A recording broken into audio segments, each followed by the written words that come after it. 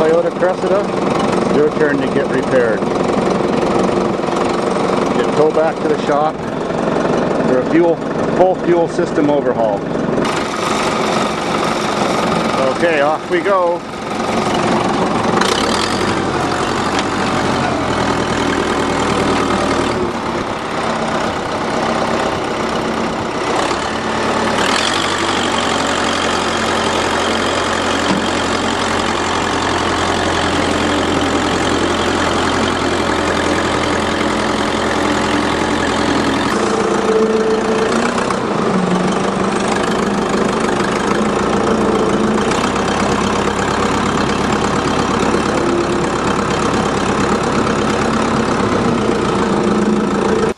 You know, I think this Toyota is going to break in half when I get it going again.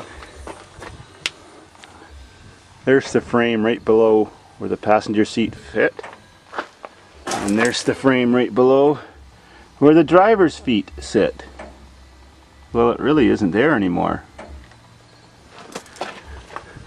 There's the rocker panel. I think after a couple bumps, this car will just break in half. Wouldn't be the first time out here. This car is such a piece of crap, I hardly know if it's worth it. Well, I got some recycled dehumidifier tubing to make fuel line out of, and I think I'll put a gas tank in the front seat along with the fuel pump. Well, I'm going to have to make a fuel line access hole to get the lines into the interior with the least effort possible. This should be a good spot.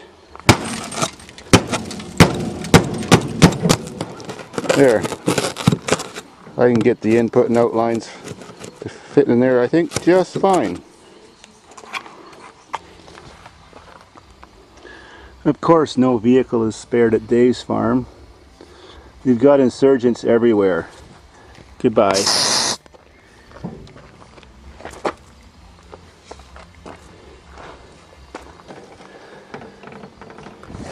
This time we use conventional warfare.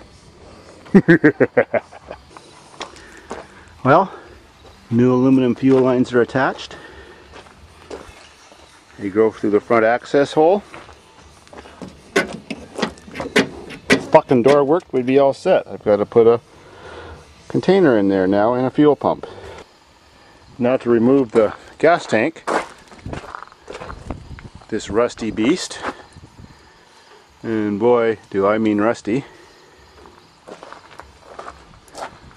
Well, job's half done already from rust. Just got to cut one strap, let the tank fall out, and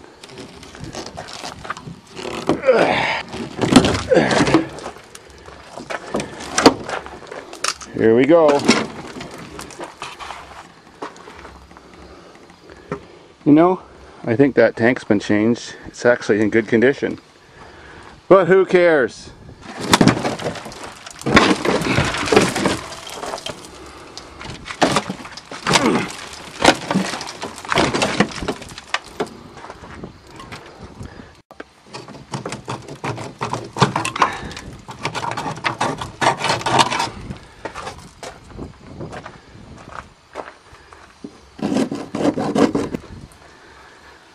Look at the crap growing in here. This is the car that was been sitting in the forest since 2000 or 2001. Now it should drop fuel input from the gas cap. Fuck, that stinks. Ugh. It's green. I gotta change. You can see where it splattered all over me. Yuck. Mechanic's perfume. Well, that was a waste of time. This stupid thing is so old that there's the fuel pump mounted externally right there. Now I've got to see if it works. I'll cut it off. There's the pump, the release, and down goes the car. Well, we're almost ready. Fuel line inputs and output holes. The pump is working. Some Alberta Canadian elixir. You're ready to go. Well, now all I gotta do is hook some wires up, put a battery in the pig, and I betcha she'll run. She's a Toyota.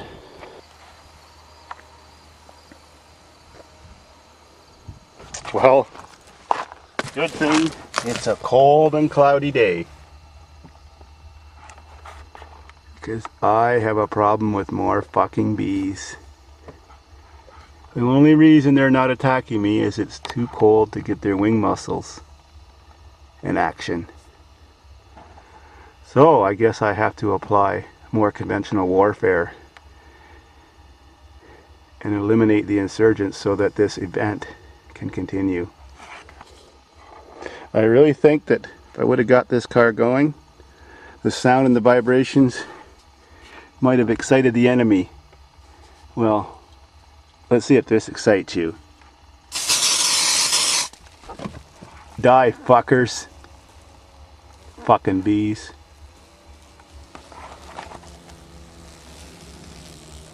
Pray your last buzz.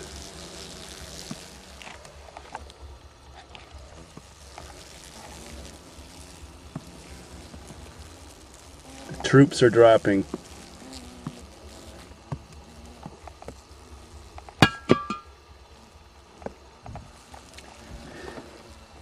You know, the reason why I'm not afraid of bees is because for 27 years I kept honeybees in my backyard.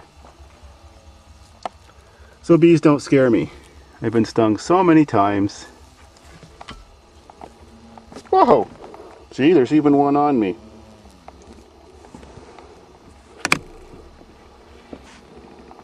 You little guys. Your weapons of mass destruction won't hurt me today.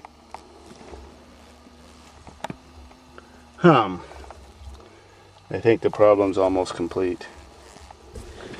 Let's finish hooking up our wires.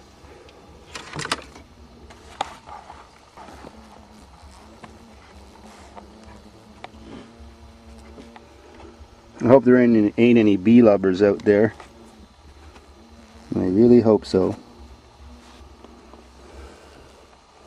Guys, my radio ain't working too hot today. My meter's working fine.